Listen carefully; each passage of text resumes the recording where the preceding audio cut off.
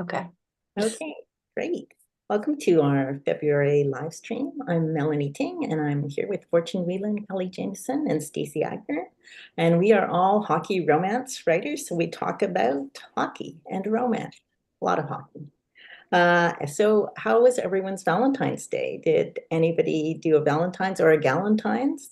I'm seeing some really cute crafts and stuff that people are doing for Galentine's. I'm thinking, that looks like fun. What did everyone do? Fortune, what were you up to? On Friday, I didn't do anything, but last night, we had a big heartburn event, which is like a like a local Burning Man event, which takes us all year to do. And so that was last night. So it's all hands on deck. I went to bed at 4 this morning, but it was work. But even like, when we were just chatting earlier and I had to run upstairs because somebody was like dropping stuff off here. So that's what I did, and that's what we usually do on Heartburn, or not Heartburn Day, Valentine's Day. Heartburn. So it's not romantic though, it's more like a festival type thing. It is a festival, but it's always around Valentine's Day, so it's a heartburn. Yeah. Yeah, and a lot of the so there's a gallery event, so there's interactive artwork that's at the gallery for a week. I've got one of my pieces in there, excuse me. And then it's like a party. Yeah, no, it's awesome. Great. Sounds fun. Yeah. What did you do, Stacey, for the Valentine's or Galentine's? No, not really much. I just got back a couple weeks ago from Virginia, so I've been settling in and organizing and cleaning and just hanging out. Very, very, very boring. I know, but it's so therapeutic. I love throwing out stuff. Yeah, it's definitely been therapeutic. I am preparing to get a new desk in a bedroom, so there has been a lot of getting rid of things I do not need anymore. So are you trying to create a new writing space for your work? Yes, that's exactly what's happening. So Nice. Yeah, you'll have to post a photo when you. Oh, absolutely. I love seeing people's writing spaces, even though mine's a mess right now. So, Kelly, what about you? Did you do anything special on? I did nothing special. I didn't even do, usually I do a Galentine's party in my Facebook reader group with a whole bunch of giveaways and stuff. And I didn't even do that this year because I've just been sort of swamped with a whole bunch of work that I'm trying to get done. So I did nothing. Yeah. I'm saying, I mean, I've just been, as I was saying before we started, doing so much editing, intense editing. But my husband made dinner for us, so I just That's nice. edit. Oh, have a nice dinner, and then so. But anyway, so that was it. What we'd like to talk about a couple of things today. We're going to be talking about trades and the Four Nations, which we all watch, Canada, US. Unfortunately, Danica's not here, so Stacey is our only US person. So we'll get to that. But first of all, we had kind of a unique situation that our teams traded with each other. So Fortune's team is the Flames, and they traded Andrei Kuzmenko and Jacob Pelletier, and to Danica's team. So we won't hear about that part. But in return, they got Morgan Frost and Joel Farabee. So how are the new players working out for the Flames? Well, it's a week ago. I think we were only 1-4 with them. So they traded forwards for forwards. On one of my favorite podcasts, they said, I loved this. They were like, it's like buying winter tires in the spring. You don't need them now, but they came at a good price, which is good because I think so. One of these guys is under contract for another 3 years after this. And I guess they're best friends. So they came into the league together. They've been going up together. So one had been doing really well in Philly, and the other one has kind of fallen off a bit. So if they were gonna shop them, it made sense to shop them as a pair. But they really fit into the Flames kind of like overall identity. And it seems like they're having fun, and they're scoring already, even if we're not winning. So it's nice to get players, it's nice to be excited about next year, instead of just being like, oh, what are they gonna do now? And the thing is, like, these two players that got sent to Philly, because Mensko and Peltier, they're both free agents at the end of the year. Mm, So there were two draft picks, like deferred draft picks, obviously. mhm. So that, like, to get a little bit of spark going, I think that's a good trade. Because I think Kuzminski's his cap hit was 5.5. Yeah. So got rid of that. But I'm excited. They're kind of fun. The Flames have been doing a lot of things with them in the last couple weeks, like on social media. Like they were doing like the dating game where they ask the one friend all the questions and see if they can match them up. And because they're like, oh yeah, we're best friends, but I think like all the answers were wrong, so it was pretty cute. But they get interviewed together a lot, so I think I don't know if that's like a on purpose media Yeah. strategy, but it's been fun. Oh, that's good. But you're still in playoff position, right? You're real close to playoffs. So I guess they're gonna hope that they'll be able to produce for you guys. Yeah, and because they are, and it's just like I said, like it's even if we don't make it, it's just be like, oh, this is a good start to next season, as opposed to just like letting the whole thing tank, which I'm never usually agree with for any team ever. Just tanking for a draft pick. So Yeah, because we talked about this last month, but because there's so much drama in Vancouver and everybody knows who's going to be traded, and there's all this talk around there, I thought, oh, the Flames they just make a trade, and then their GM goes on the radio after you talk about it. I thought, wow, what kind of team is this where everything's so clean and they're saying, oh, it's a great locker room. I'm sure the guys will be happy here. I'm thinking, well, that sounds pretty nice. Anyway, okay, so let's get on to the trade between the Canucks, my team, and Stacey's team, the Rangers. So, Stacey, how has J.T.Miller been doing in New York? I hear his best friend lives there too. That's like that is literally all like the media is talking about.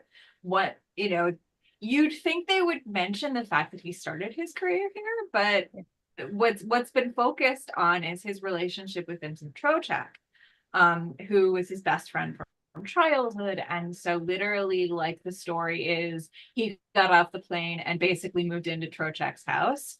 And Trocheck's been really open with the media, generally speaking, here. So there's already been stories about Trocheck and his family and his foster sons in general, if not Jonathan Quick's foster sons. But anyway, and Trocheck's 9-year-old is interviewing people, his kid on the street things. So needless to say, when you open an Instagram on the team site to see Trocheck and Miller cooking together in Trocheck's kitchen, this is not a usual item. And actually, Miller was asked about this, and basically his adjustment period has been like 0 because he's been able to kind of move in immediately and like let his family kind of slowly arrive. We'll see what happens. We'll see if he stays. We'll see. Who knows? But as of right now, he's been helpful on the team. He's provided a spark. What cost that spark comes at, who knows?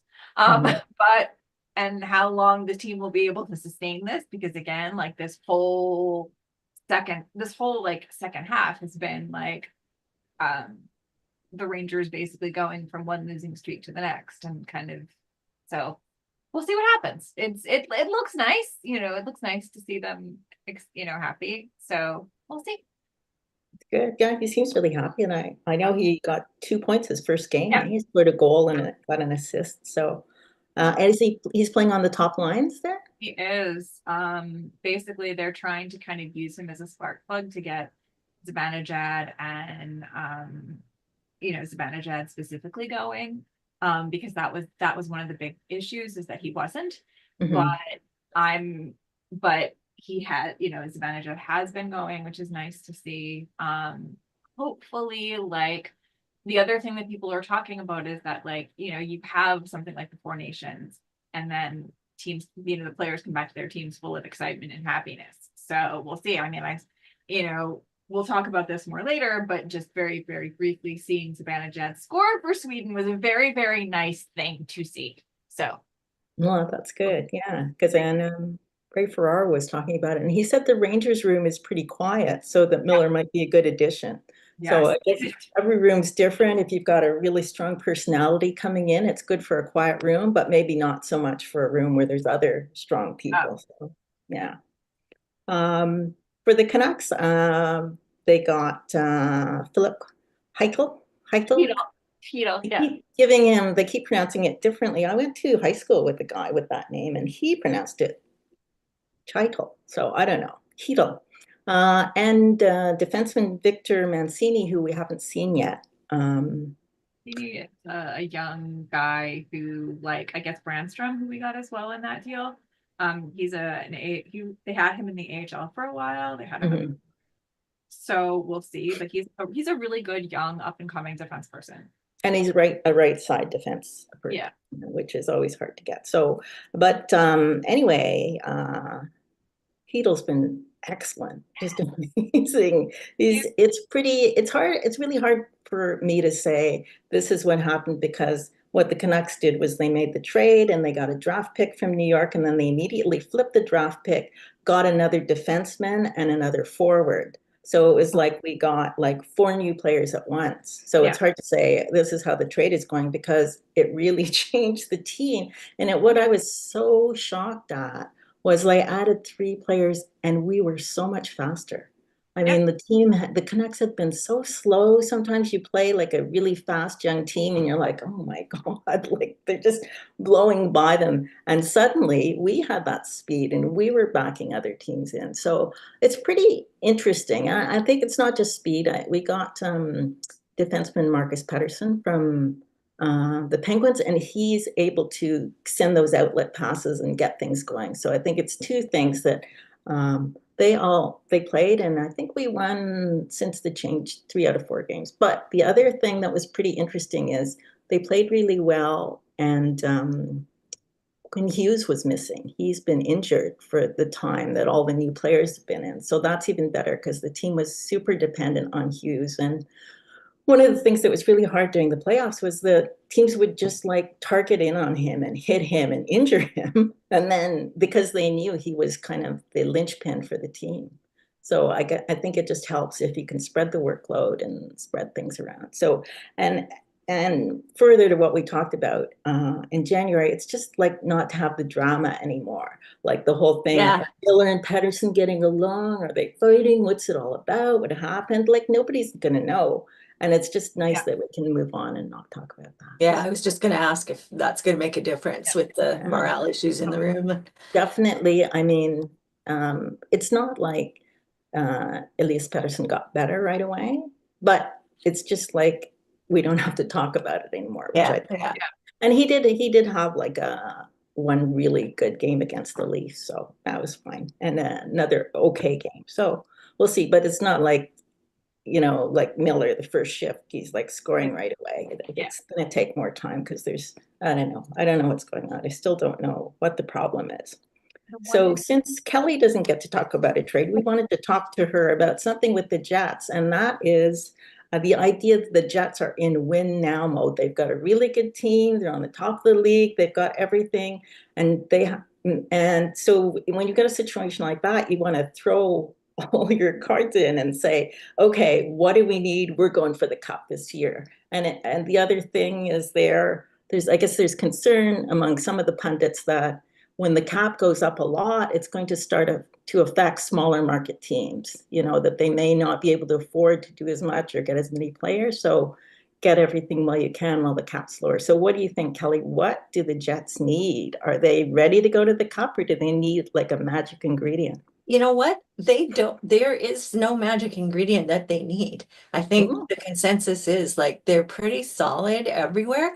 So if they're going to trade for somebody, and they haven't, like, they're not ruling it out, but I think the idea is that depending on who's available, if somebody that they think would absolutely be a good fit and make the team stronger, they might do it. But they're not looking for anything in particular, I don't think. Now, what about if there's injuries? Do you have guys in the AHL that could come up to the team? Yeah, I think there are a few. Defense is maybe where they might not have quite as much strength. So I don't know, maybe that's where they would look. But there are some guys in the AHL that have come up and played a few games, and then been sent back down, and so, I think they're okay. They've got, apparently they'll have $12.5 million cap space by the trade deadline. So they could So, pick up somebody if they yeah, want. Yeah. if they want, they can do Yeah. it. So it'll be interesting to see what happens. Yeah, and it's always the question too, when do you make that trade? Because you want to work those players in before the playoffs and not have them Yes, just arrive and be. good point. But Yeah, yeah, as we're going to talk about next in the Four Nations, like you get to see players. Like I get to see Josh Morrissey, who I don't usually see, and I think, yeah. oh, it's pretty good. You get to And see that's the the hard players. part. The hard part about thinking about trades is thinking about who we would lose. Yeah. And like, I would hate to lose anybody right now. Although everybody keeps saying Logan Stanley, we gotta get rid of him. I don't know. The last 3 times that they were in this kind of position where they were like making a playoff run or a deep playoff run there, they traded draft picks. So, and that's, I mean, in a way, they need those draft picks because Winnipeg is not a market that a lot of players are wanting to come to, like free agents. So they need draft picks so that they get them in right at the start and keep them in the team. And they've traded away a lot of draft picks. So I know they say that about Winnipeg, but I mean, winning helps too. If the team's yeah, doing really well, I think more players are willing to go there too. So we'll see what happens. Okay, yeah. let's talk about last night's game. We all watched it because we're going to talk about it. Congratulations, Stacey, for the Americans winning. So let's talk about the game. What did we think about the first 5 minutes of the game, or however long it took for everybody to be penalized and stopped? 9 seconds, is that how much it was? 9 seconds and 3 fights. Yeah. That was crazy. And my reaction was, what the F is happening? Like, they're just dropping the gloves all over the place. Like, what is going on? It was kind of crazy, but it was apparently the Kachuk brothers and J.T.Miller, who we were talking about, who planned it that way, and it definitely got the energy level up in the game. That first period that was a banger. That was fast hockey. It was really good. They lost 2 of the 3 fights, but they won the game. So I guess that's what matters. To do that, yeah. But was it positive? Did you like that, or did you think they should be playing? What I, is it, just I, exciting? I mean, I'm Kevin like, Bieksa I called am it the best so, opening to a game ever. yeah, that's what I keep seeing on social media, and some of the guys on TV that were talking about it were just like in heaven. This is good old Canadian old-fashioned hockey. And I'm like, I am so conflicted about fighting in hockey. Yeah. Like, I know it's part of the game and there is a certain enjoyment to it, but that's, I don't know. Someone actually, and I don't necessarily know how I feel about this because I the individual in question, I'm not a fan of him. I'm not a fan of his, which makes it very interesting to look at the bench, behind the bench on the American side. But apparently, someone, and I forget who it was, on social media described the game as a perfect Tortorella game. Oh, so you think Tortorella was right into it? Like it was a fight at the beginning, heavy intense in the middle, and then the turtling in the third period, which by the way, I hated. Like, but it's a very like that it's very much a Tortorella, that it was very much a Tortorella We style. have seen him do that before, haven't we? Yep. Multiple times. Yeah, interesting. Yeah, I'm not a huge fan of torts either. Did you enjoy it, Fortune? What did you think? Of the whole thing. Yeah. I thought we were going to talk about like the whole tournament, but I thought it was great. And what's it called? But then I was like, 'cause we were in it, right? So I was like, oh, this is great. And then I just kind of like started looking around and saw that, like Russia didn't like, well, they wanted to be in it. And like the Czechs couldn't feel the team, the Germans couldn't feel the team. And then I was like, oh, then I kind of got like the way Steve, or just the way Kelly feels about the fighting, where she was like, oh, I don't know how I feel about it now. But I think the one thing that I did really, really like is the 10-minute Yes. the 10-minute Yeah. 3-on-3. They should get rid of the shootout and do that in the NHL because because someone's gonna score in 10 minutes. Like Yeah. and then it would shorten the game. They're still playing. But I love that idea. So I'm just gonna sit on the fence Do here. that. Yeah, it might be a way to get coaches to stop trying to manage the overtime. You know how they have this thing where you just keep away and they don't, but we just rushes in the Canada-Sweden game. They were just zooming all over. It was great. It was such a fast game, Yeah. that game, so it was good. Yeah. Yeah, I agree with that on the 3-on-3. Because I always enjoy that 3-on-3. It's super fast and back and forth and Yeah. yeah, And 10 I'm minutes. just thinking how do like the teams feel about their players like dropping gloves for this internet, you know what I mean? Like when they're so close to playoffs. Yeah, I don't know, like how does Gary Bettman feel about that? How do the owners of the teams, sorry, that sounds awful, but like, how do they feel about the players like possibly getting hurt there, and who would even become liable for that at the end of the day? Like, would it be somebody behind the bench if that did happen? You know what I mean? Like, you don't know what people's motivations are anymore. Well, interestingly, at the end of the game, Matthew Tkachuk was on the bench for a while, and there people are thinking he's hurt. Probably not from the fight because that was right at the start of the game, but something happened. I don't know. There No, are he claimed he wasn't hurt, but I think he missed most of the third period. He Yeah. was on the Mhm. bench, but not playing, so. Yeah. And rumors are that he's gonna sit out Monday, which as someone who was very put out but understood that number 20 Chris Kreider was not playing in that game, to know that he is going to be potentially playing on Monday makes me very happy. Again, like, you don't want people to get injured, but I think we've probably talked about this idea of like being smart when you're injured and sitting out as opposed to like playing Playing through it. yeah, it's so if he, the fact that he is hurt and they're being smart about it, that makes me happy. And that they're actually going to play Kreider. So that's basically like the conversation. Like I was thinking about it a lot because when they were talking about how Thomas Hartley got called up, he was like apparently on a plane to Mexico or something, or about to go on to plane to Mexico with his Dallas Stars teammate, and they call him, so he comes rushing, and like they're like, we don't, they didn't. Whereas Kreider, like in early interviews, they were constantly asking him, are you going to play against Zibanejad? Are you going to play? Are you going to play? And he kind of made it very obvious that he knew he was not, that was not the role that he was going to have.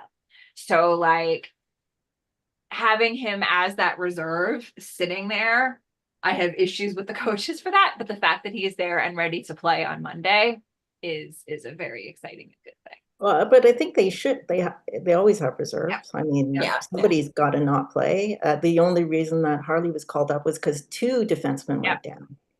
So obviously they should probably have like a couple of reserves. Like it shouldn't just be one person sitting out. It should be, you have company. It should be 2 of you. Not just the goaltenders. It's like Kreider, Swayman, and Ottinger like sitting there. Like, yeah, they have 3 goaltenders, but only like 1 extra defenseman. So the US has guaranteed a spot in the final now based on the numbers, and Canada has to win in regular time or there's a chance they could not go through, I think, depending on what the US does in their game. So what do we think? You think Canada is going to make it to the final? Kelly? I'm thinking we need to change our goaltender. Yes. Yeah. I just want to say one thing about Jordan Binnington, who was not great, but was not horrible, is that you know, if you, let's say a goaltender goes in that you really like Marc-Andre Fleury, who's so fun and sweet and everybody loves him, then you'll give him more of a rope. But if a goaltender that people don't like for all sorts of reasons, but basically personality reasons, is not doing well, then you're thinking, yank him. Yeah. Right away. Like after one period, I'm thinking, yank him. Yeah. It's funny because I'm reading when was it before this tournament even started about how Canada has like a goaltender issue, how we do not have a lot of good goaltenders, like even in the pipes coming up, that other countries have changed how they develop their goaltenders and Canada hasn't. There's a lot of resistance from like in the minor leagues from coaches and parents, and they want to change how they do things, and it's kind of set us back. Well, that's true, but also I think they showed some stats that at the time they chose the goaltenders versus right now, three of the leading goaltenders in the league are Canadian.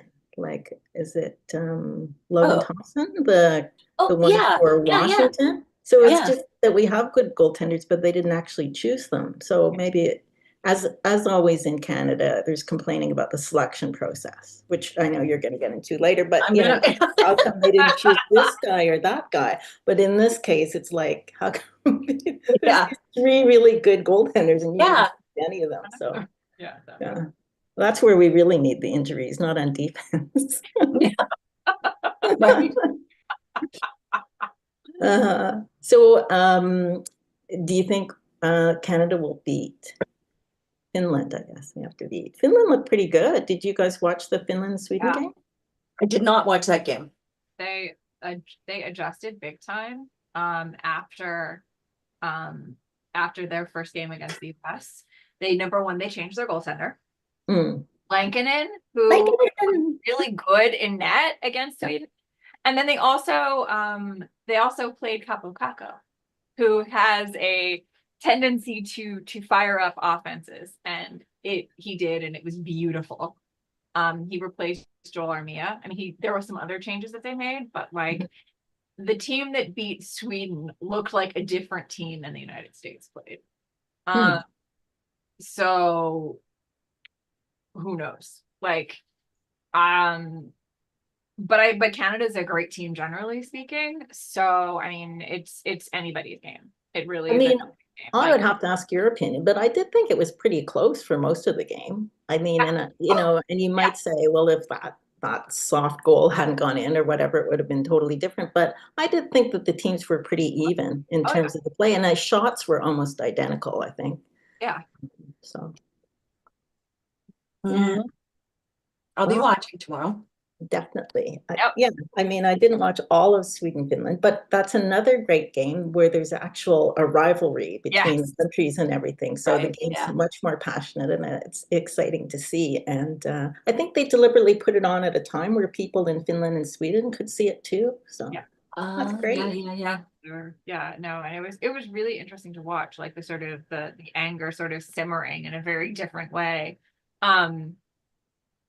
Like there was that sort of it simmered in a very different way all throughout the game. Like there was always a danger that there was going to be a brawl, but it never actually happened. There wasn't any fights after the first. No, not yeah. And the other thing I kind of liked, like the Montreal crowd, I think has been fantastic. But I really like those flashing lanyards that everybody's wearing. Yeah. Pretty cool.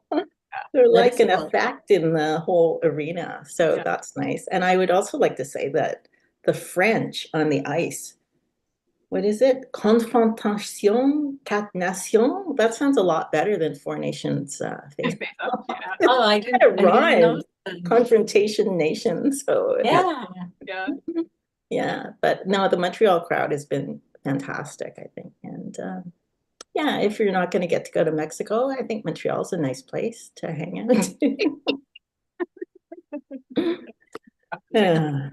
Any other notes on the Four Nations? So I guess, are you going to watch US Sweden, Stacey? Oh, because of the way that it's organized, tomorrow is a holiday here, so You've got the 1 o'clock game and the 8 o'clock game. So Yeah.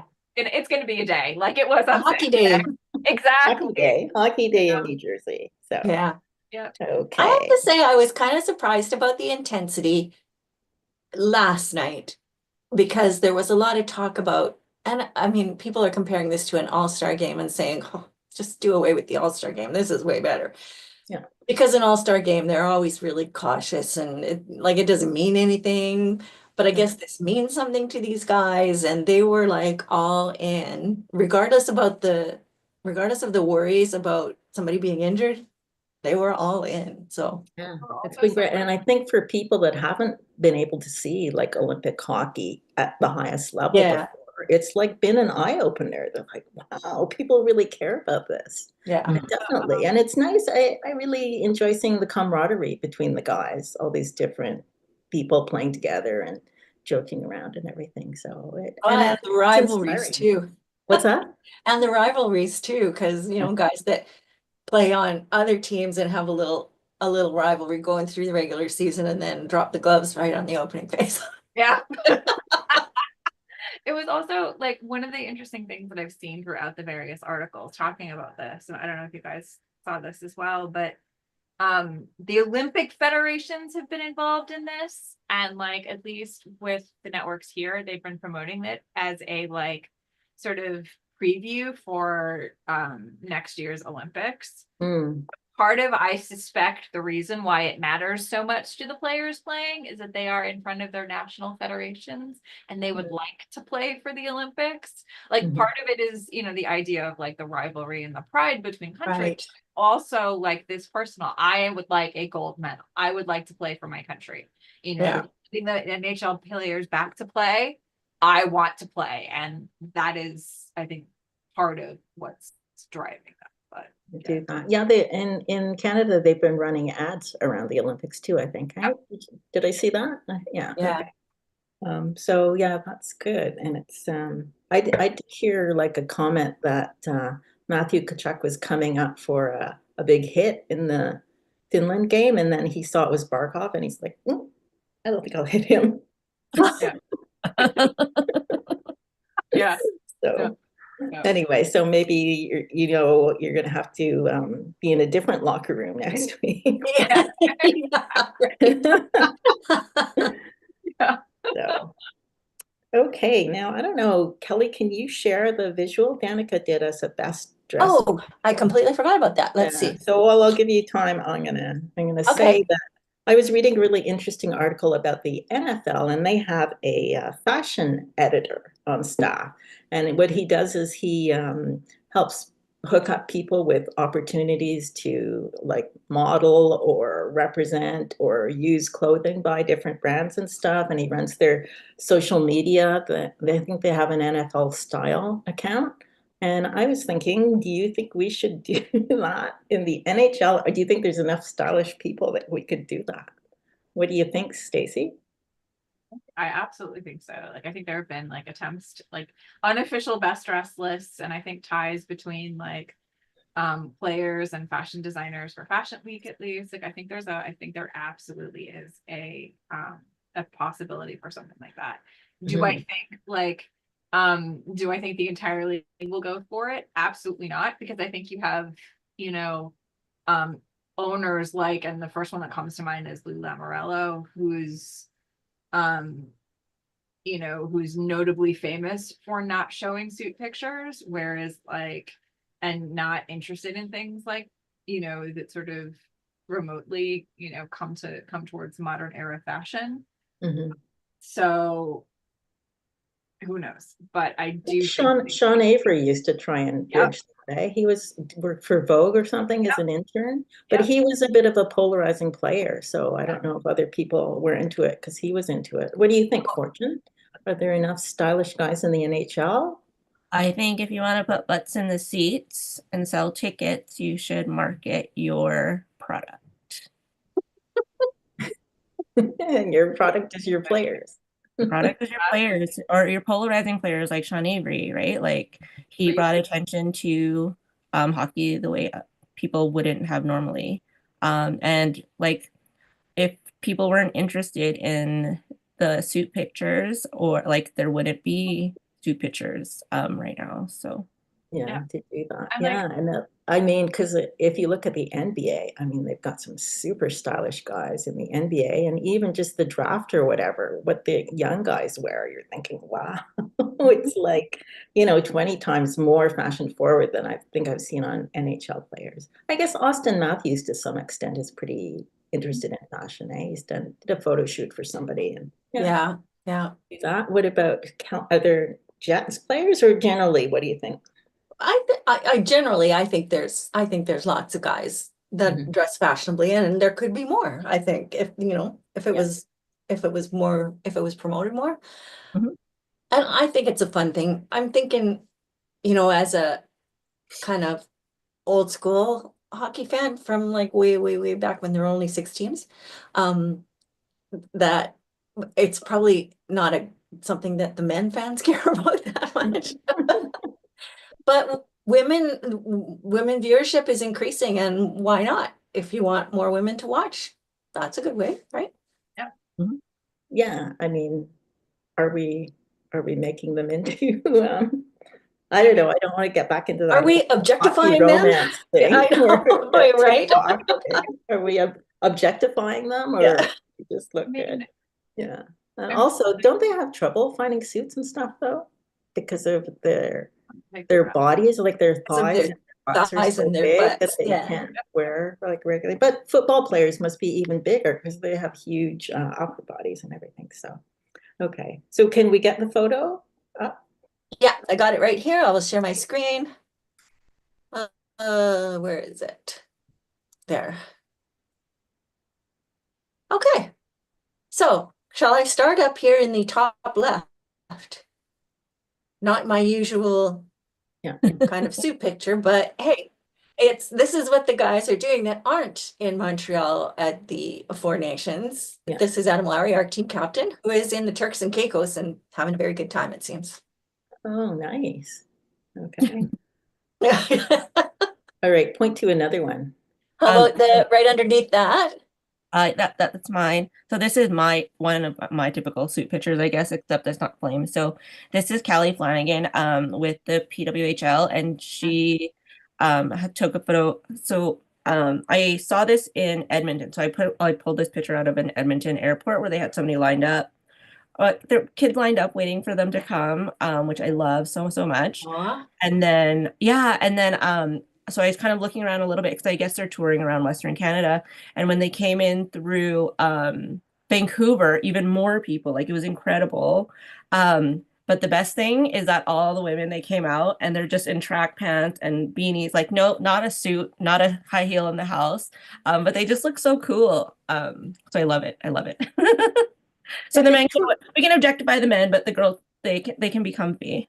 I have seen like sometimes they have suits and they look pretty nice in the suits. Oops. Yeah. Well, they also But, had to walk through the terminal, which the men don't have to do either.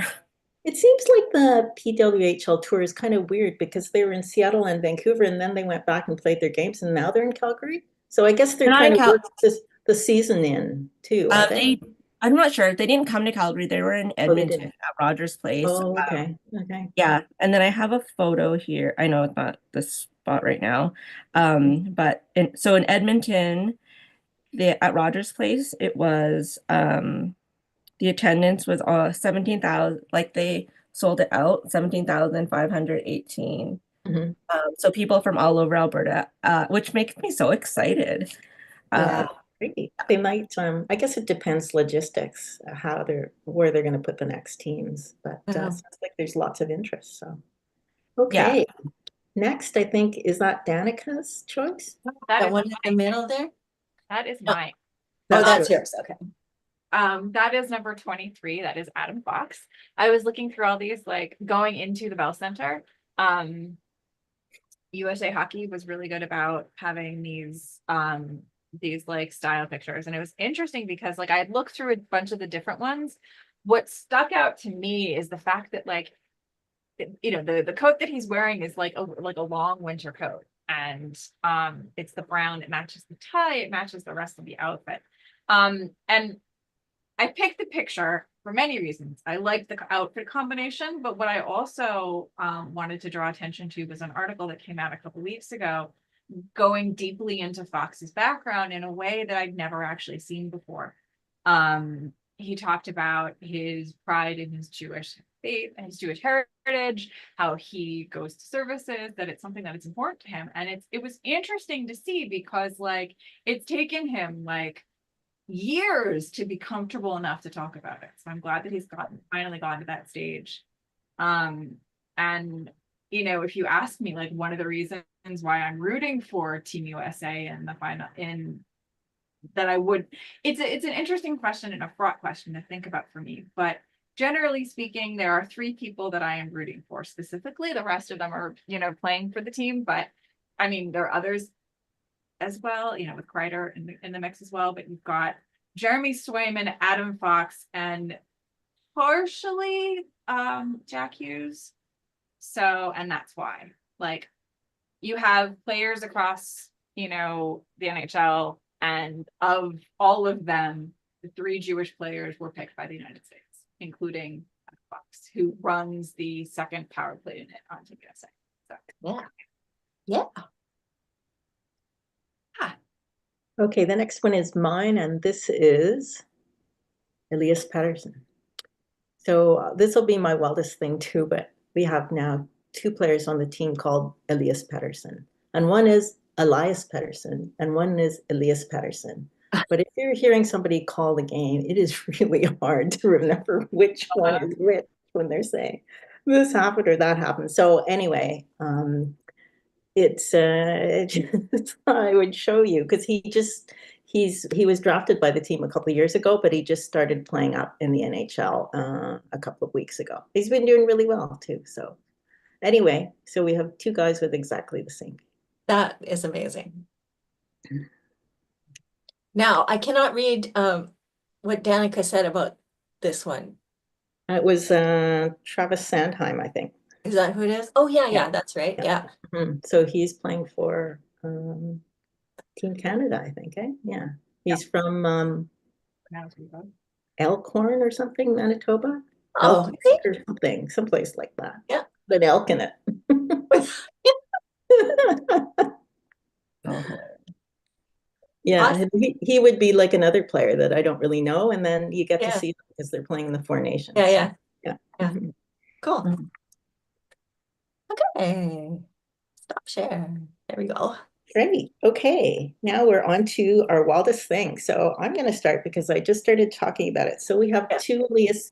We have Elias Pettersson. We have Elias Pettersson. And then we also have Marcus Pettersson, Oh which my is our God. new defenseman. So I am telling you, like listening to games, it's like, what? That would be so confusing. And so one of them, Pettersson, our first Pettersson is just Pettersson, and one of them is E. Pettersson, and the other one's M. Pettersson. But it is craziness. Like you think, who did that? Like, this is to Pettersson, like which Pettersson? What's going on? They're all totally different players, but I got to tell you, even the play-by-play guy was saying, it's like my nightmare. I have to do this, all this. So anyway, we're cornering the market on Pettersson's. If anybody knows any other ones that we could get, just to, you know, maybe we could have them all play on a line at one time. That would be perfect. So, okay, Ellie, you would like to talk about snubs. Well, and we were kind of talking a little bit about this earlier with the 4 Nations and the players that are on the team and the players that were not picked to be on the team. And I have a little bit of a grudge about Mark Scheifele not being picked to be on the team because, like, come on.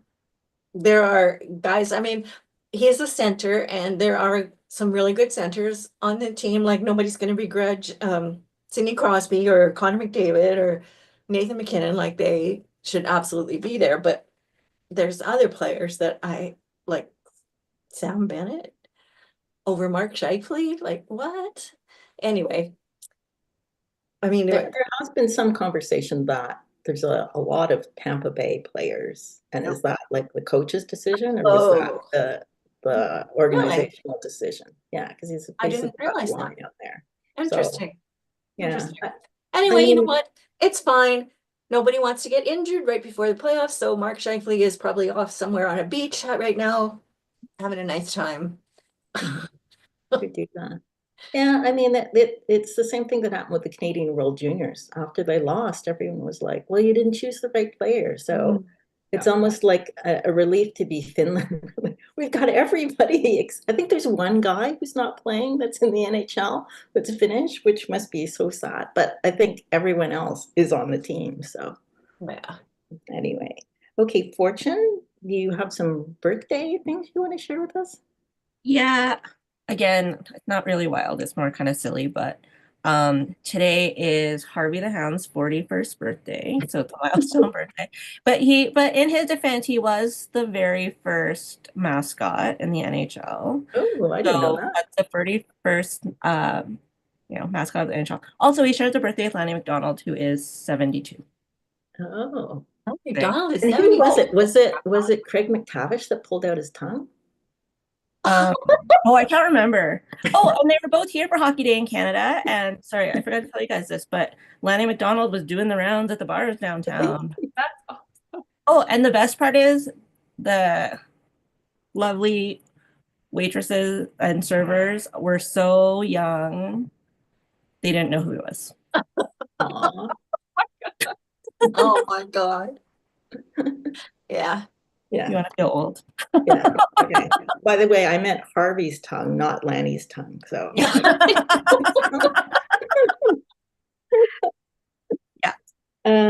okay. exactly what you were talking about when you Okay. said. I know. I love that visual. I guess he was bugging him or something over the bench, and he just got really mad at him. So yeah. Okay. It's happened more than Yeah, once. that's going in a book. Just a minute. Let me know. make a note here. I'm just finishing. I have a scene in my new book that has a mascot in it, so I'm excited about it. And initially, when the women see him, they're like, what is that? They don't even know what sort of like animal he is. So, okay. I like that. Stacey, you're taking us to Asia. Yeah, so like during the initial TikTok ban in the United States, I was one of many people who followed the train to the Chinese social media app Red Note or Xiaohongshu, if I pronounce it correctly, I don't know. Anyway, I decided that when I got there, what I was going to do is use it as a virtual passport, a virtual ticket into China, into Chinese culture, into the things that I was seeing on the app.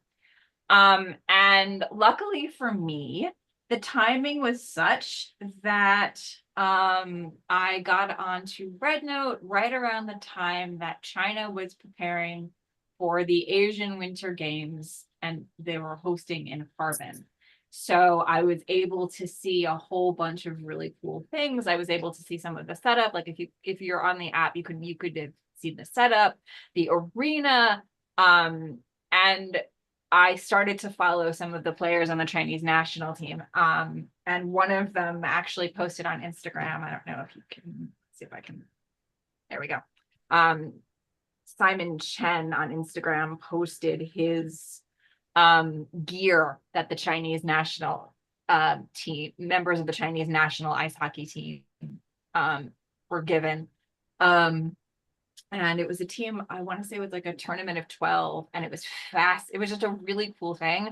They actually showed some of the games on Xiaohongshu, and it was a really cool thing to like see like how the tournament was working, who was playing, and like just a really cool atmosphere of seeing international hockey. So What did you think about the level of play? oh gosh, I just thought it was an amazing thing to watch. Like it was competitive, like again, it's tied to like the reason why a player like Kevin He was drafted by the Jets. Like it's they're creating that that ice hockey culture basically like in all over, and like you see India, Pakistan, Thailand, Kazakhstan is one of the teams as well. Like as I said, there were 12 teams. South Korea, there were 12 teams in the men's tournament, and I want to say 8 in the women's. China ended up placing 4th in the men's, but it was really, really interesting to watch. It was just a really cool thing to see. Did you think it was a good level of hockey though? as I said, I thought it was a really cool like thing, really interesting and fun like thing to watch. I think No, I that just meant the level of hockey yeah, though. no. I'm like, I think it was like I just love to see them play, if that makes sense. Like I wasn't necessarily observing like levels of competition. I just thought it was just really cool to watch that like and they were competitive with each other. Like one of the I think was it like one of the games against Kazakhstan had like 12 like was it 12 like an extensive amount of penalty minutes. There were at least 12 fights. Like you Wow. could, this it was fantastic. And how big were the crowds? They were pretty big. Like Mhm. the arenas were full. So it was really cool to see too. So like a marquee sport of the Asian Winter Yeah. Games. So all in all, Hmm. awesome. Well, that's great. It's good. That is cool. I know some of the countries do take players, from other countries that have like a partial background. Like let's say you're half Chinese, half Canadian or American, or they might get those players going. And I think coaches as well, Yeah. But like once you have those players, like they're not like the full team. Like it's like especially when you're like I want to say like 2, 3 years ago, 4 years ago, like there were more prevalence of those situations happening. But like now you have a lot more homegrown players, like you have a lot more homegrown interest in the game. So it's really, as I said, it's really cool to see. Yeah, I think it's good. And then obviously for the Olympics, you don't want it to always be limited. You want it to get bigger groups out there. And even if it's different pools, it Exactly. builds up. I mean, you do start maybe with more Canadian American players, but then eventually, as Yeah. people get into it, and the same thing with coaches, the coaches will develop. Everything develops. It's been like that with lots of sports. So Yeah. that's great. It's good Really news to awesome. hear that it's expanding.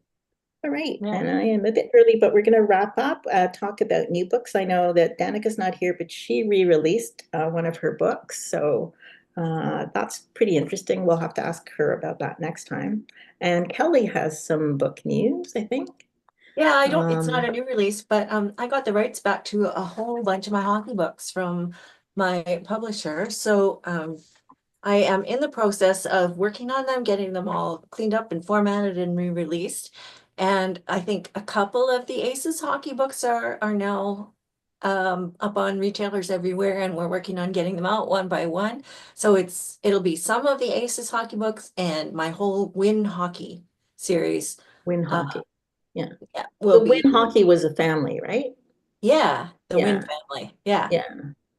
And So I have new covers. I'll hmm, share a couple of them just to show you they're all kind of similar. Um, let's see. This is one of the books from the Aces hockey series, Icing. oh, nice. So Oh, you've gone cute. with an illustrated cover. Yeah, I went with illustrated covers this time. So that's Duncan and Amber. Yeah, great. And here's another one from the Win hockey series. This is book one, Play to Win. So Oh, Oh, nice. Great. yeah, So, Anytime. Aces hockey, is that NHL hockey? yeah. Oh, okay. Where's it set? Aces hockey is in Chicago. Chicago. Okay. Okay. And the Okay. Wynn family's all in California. I like these covers. They're nice. Yeah, I like them too. They're different. cool. See how it goes. But Mhm. anyway, like I'm excited. Not only am I excited to have them re-released, but this will be the first time that they will all be available in paperback. So Oh, nice. that's Okay. exciting. awesome. Oh, that's great. Yeah, And are they going to be on all retailers? all retailers. Yeah, Awesome. That's yeah. good. Fortune, are you writing anything right now? Nope. No. And Uh, Stacey, you're Well, working on something, right? Oh, sorry. Were you going to say I something? was gonna say I have like a writing job, but it's just not writing books. So, yeah, I'm just waiting for. I still got things in the queue. I still have contracts, um, but I feel like now it. Should have been me like 5 years ago, where I should have written the books first and then sold them. And then I discovered I don't. This is really bad writing advice, but um, That's what we're here for. I know. writing. There's a very bad writing advice, but there's no such thing as a deadline, even if you do have a deadline. That's what I found out. But I have been reading a lot. Not in romance lately. It's all been like between celebrity memoirs and then like fantasy books. So I highly recommend the one by Kelly Bishop if you were ever a Gilmore Girls fan, because apparently I had no idea. The only thing I ever knew her from was Gilmore Girls, and she was whatever the big Broadway musical is. Oh, I can't think of it right now. Anyway, it's based on like She was in Dirty Dancing too. yeah, she was in Dirty Dancing, but also yeah, she won a Tony Award. God, what is it? It ran for like 40 years. I can't think of what the Broadway show Chorus is. Line? Chorus Line, yes. That's Oh, it. Because she was what's it called? She was a dancer before that. And then they had this incredible story about how they came and how a chorus line was like created. And it's like part of, and she was in it, but it was also part of her story. And it was like it's very, very good. So interesting. there's my book rack. I do like the Gilmore Girls, so I'll have to check that out. Okay, Stacey, I know you are writing something right now. What are Yeah. you working on? Can you talk about it? Yeah, absolutely. So, I don't know if I mentioned this last month, but one of the things I am working on is a new hockey anthology. It's a new Empire short, and the theme this time is the Bachelor auction. So it's going to be with Isabel Kelly and Kedzie McClear again. And my story is about a men's player and a women's player who discover that they are telepathically bonded. So it's going to be, yeah. Wow. When is that coming? So it's all set in New York? Yep. And so Bachelor option, that just means the characters. It doesn't mean like some kind of Bachelor show or anything. No, it's just it's like, instead of like, a casino night, it's a Bachelor auction, like within, like like the team night. So To do that. Cool. team night fundraiser, etc. Yeah. Sorry, and when can we expect that? Ebook readers? It will eventually be available. We're still working on everything. Hopefully by the beginning of next hockey season. I think that's what the goal is. Great, good. And I am turning in my edits tonight on Hockey 101, which is my book with Kobo Originals. And so that is going to be out on June the 3rd. Can't wait for that. And Jack is the sweetest hero I've ever written. So yeah, he's from Saskatchewan too. So I've been doing a lot of Saskatchewan research. And it's been fun, but it is actually set in Minnesota. I've also been doing Minnesota research, so I'm excited about that. And I'm going to be in a Halloween anthology as well. Are you in that too, Kelly? No. Okay. Sorry, I should be inviting everyone in the group to say. Yeah,